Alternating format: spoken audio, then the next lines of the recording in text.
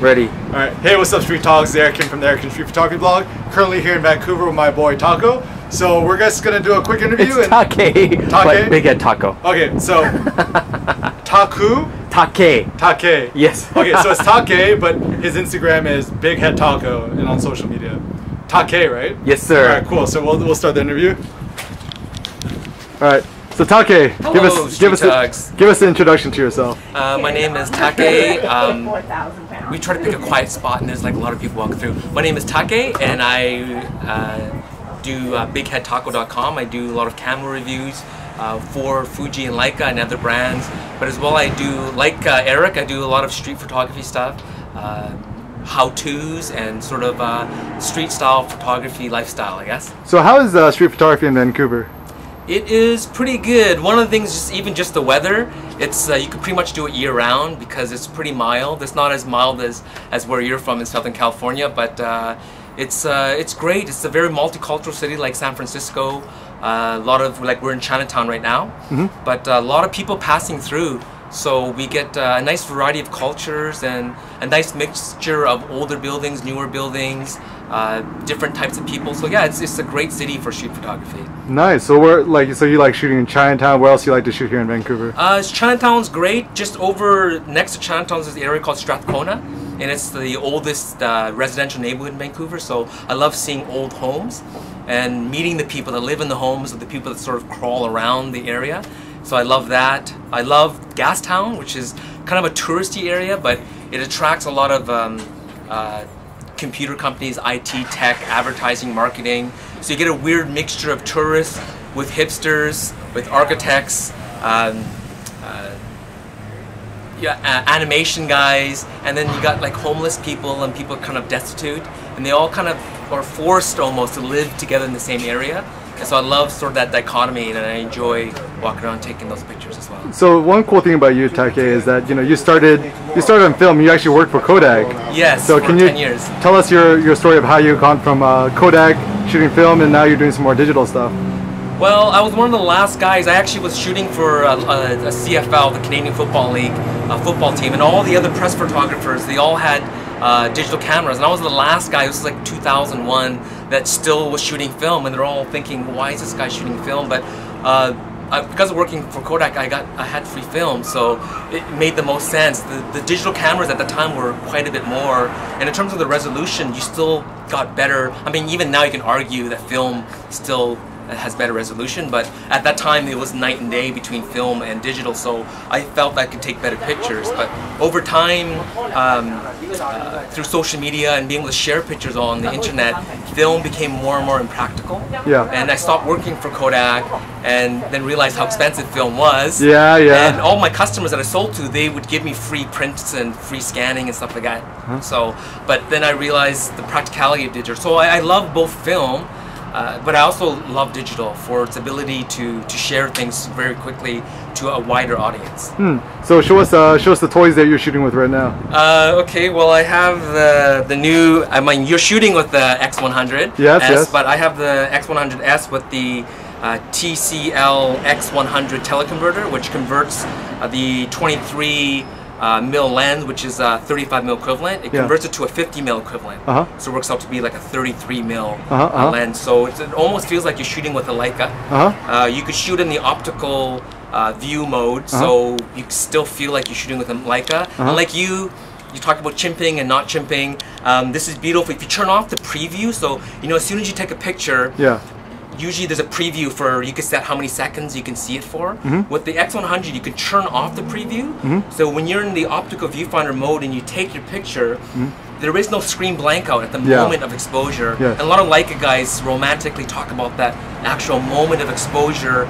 You get to see the picture, where in SLRs and DSLRs, the mirror flipping up, the actual moment of exposure, you actually miss it.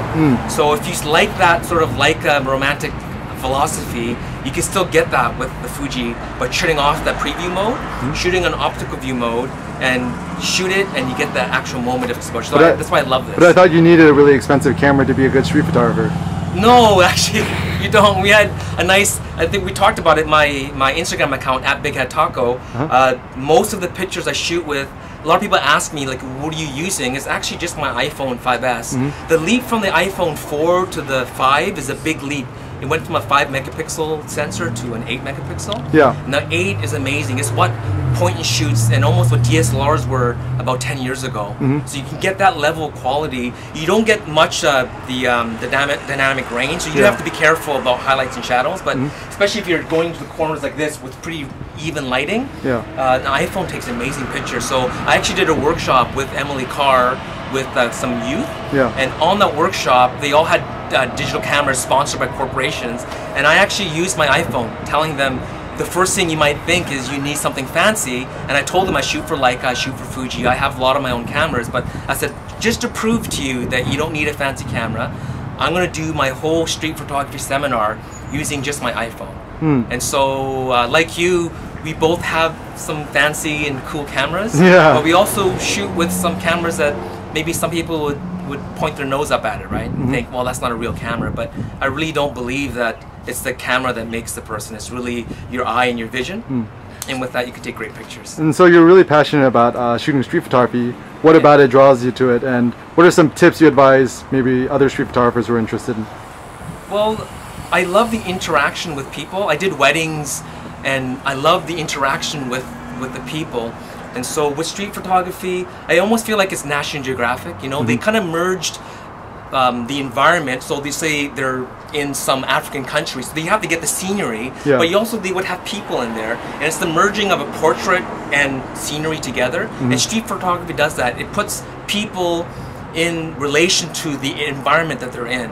So I love that interaction of people. So it's almost like a documentary or like a journalistic type photography, and the interaction with people I enjoy. So one of the things I try to tell people is most of us are kind of shy to approach people, and I saw you, I think, even with the digital rev guys in Hong Kong, and sort of how you just shot people. It takes a bit of courage.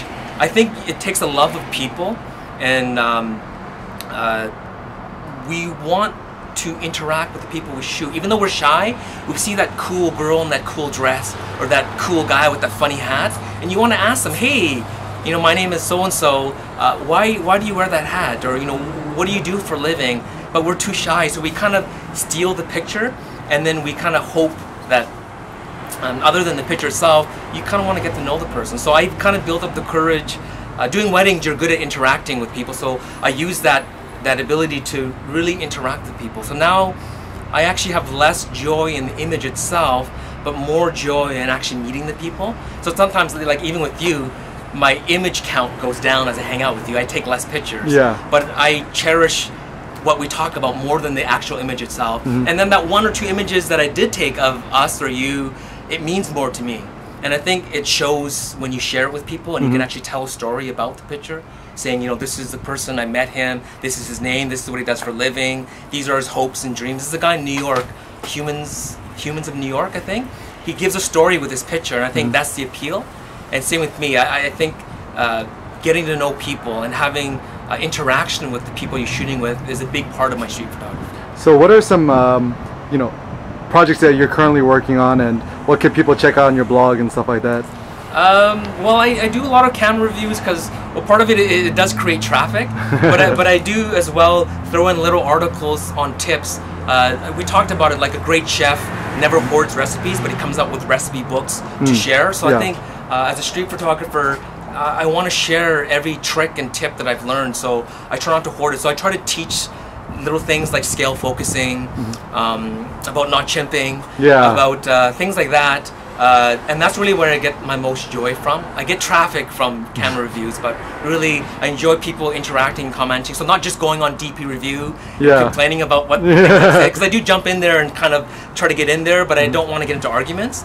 But really interacting with people that enjoy the articles and try to share ideas. Like you said, there's different styles of photography, and you have a certain style, I have a certain style, and we don't have to be head bashing to push our own styles, but really there's always a bit of an overlap, and I've learned a lot of things from you, and hopefully you've learned some things from me. All right, thanks a lot, Taku. All right, and people check out your site where?